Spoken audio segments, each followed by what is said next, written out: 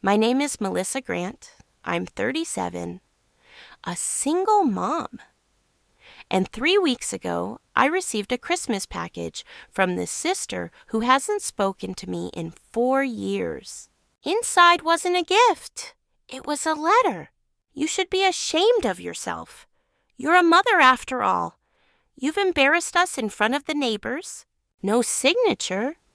But I knew it was from Emily. She always wrote in italics with navy blue ink. It all started the night of last December 24th. I waited nearly an hour in line at a gas station just to buy one discounted toy, a singing teddy bear. The only gift I could afford for my son, Ethan. He's 6, and he's used to not having anything to unwrap on Christmas morning.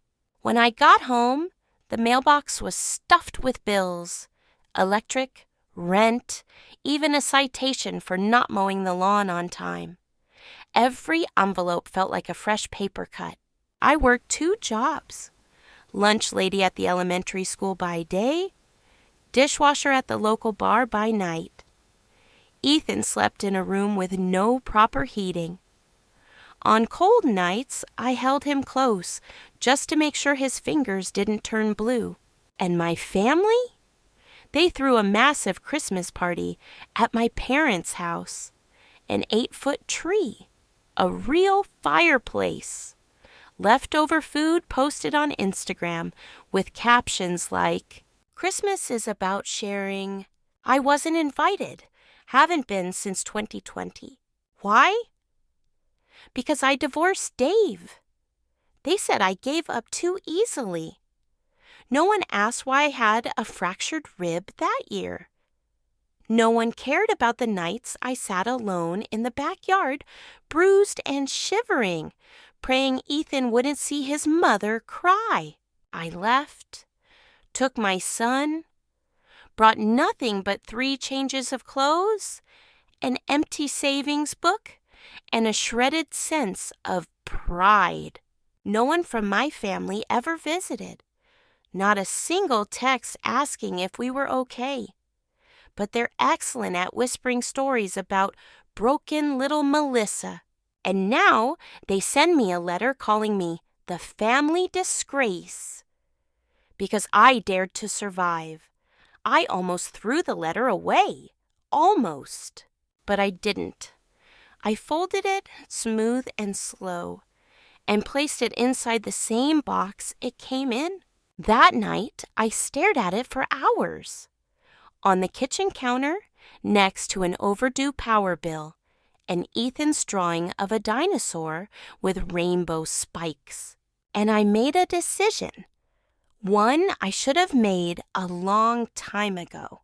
I'm done apologizing for surviving. The next morning, I walked into the school cafeteria where I worked and asked the head cook if she knew of any full-time positions opening up. She looked surprised, said most people were begging for fewer hours, not more. I just smiled and said, "I'm not most people." That night, while Ethan was asleep, I dug out my old laptop. It wheezed when I powered it on. But it worked. I started researching. Free GED prep, scholarships for single moms, local community colleges. Some sites laughed at me with their tuition prices. One had night classes and a program for women starting over. They didn't care that I was 37. Didn't care that I'd been out of school for nearly 2 decades. They only asked one question, "Are you ready to try?" And God help me, I didn't tell anyone. Not my coworkers, not the neighbor who always offered leftover dinner like I was a charity case. And definitely not my family. Because this part, this first small step, it was mine. Mine and Ethan's. I wasn't doing this to prove them wrong. I was doing it to finally live like I deserved to be right. The first night of class, I sat in the back. Worn jeans, coffee-stained hoodie. I hadn't been in a classroom in 19 years. Everyone else seemed younger, sharper, more confident. Some were fresh out of high school. Others just wanted to finish what they started. I just wanted a second chance. When the professor asked us to introduce ourselves, I stood up, knees shaking, heart pounding. My name's Melissa. I'm 37. I'm a mom. And this is the first thing I've done for myself in a very long time. The room was quiet. Then someone clapped. Then another. And I didn't cry. Not until I got to my car. Life didn't magically get easier. The radiator still groaned at night. Ethan still asked, "Can we get pizza?" And I still said, "Maybe next week." But I walked with my head a little higher. I studied during Ethan's cartoons, took notes on the bus, scribbled flashcards while boiling pasta. There were nights I barely slept. But I didn't stop. Not when the sink clogged. Not when my paycheck was short. Not even when Ethan had to when I had to bring him coloring quietly inside. And then, one afternoon, Ethan came home from school and said, "Mom, I feel like I said, "That's amazing." I smiled. The first time I've done this. Broken woman. He saw someone trying. That mattered more than any diploma. It came on a Tuesday. I was walking back to Mrs. Coleman. The school principal stopped by. She looked at me, really looked, and said, "Melissa, I heard you're taking night classes." "Yes, ma'am," I replied, half embarrassed, half proud. Ever thought about applying for the classroom aide position? One of our teachers is going on leave. It's part-time, but more stable. Better pay, too. I didn't even know what to say. Me? A classroom aide? That night, I filled out the application with trembling fingers. I listed everything. My work experience, my classes, even my reason for starting over.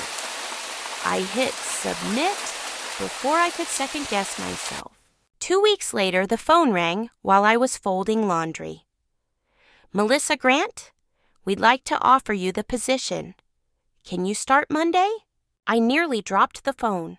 I told Ethan first. He jumped up and down like we'd won the lottery. To him, I had. Does this mean we can get real Lunchables now? "Not every day," I laughed, "but maybe sometimes."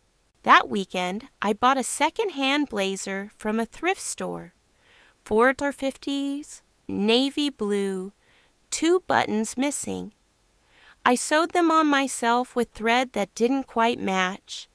But when I looked in the mirror, I didn't see someone pretending anymore. I saw someone becoming. 4 years. That's how long it had been since I last stepped onto my parents' porch. The paint had chipped. The roses were still alive. Emily must have kept watering them.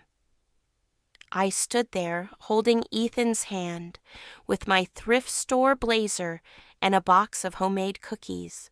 Christmas Eve. No invitation, no expectations. Just the decision to stop hiding. The door opened. Emily froze. My father blinked like he'd seen a ghost. No one said anything for a full 5 seconds. Then Ethan smiled and whispered, "Hi, Grandpa. Merry Christmas." My father cleared his throat. "Well, don't just stand there. Come in, it's cold." We walked inside. The same living room. The same fireplace. The same smell of cinnamon and roast beef. But something was different. Me. We sat at the edge of the big table, me and Ethan. Some cousins gave polite nods. My aunt didn't even look up from her phone. Emily watched from across the room, arms crossed. Halfway through dinner, she stood and said, "So, Melissa finally decided to show up. What, no letter this year?" My fork paused midair. I stood. My hands weren't shaking this time. No letter. Just this. I'm not ashamed of who I am. I'm not perfect. I've been broke, bruised, humiliated, and exhausted. But I'm raising a kind, smart boy. I went back to school. I'm working hard. And I showed up here because I have nothing to prove to any of you. But I have every right to be part of this family. Silence, thick and heavy. Then Ethan reached up and held my hand. And that was enough. I didn't come back for their approval. I came back to stand my ground. Outside, the snow began to fall. Inside, I smiled at my son. And for the first time in years, I didn't feel like a guest in my own story. I felt like its author.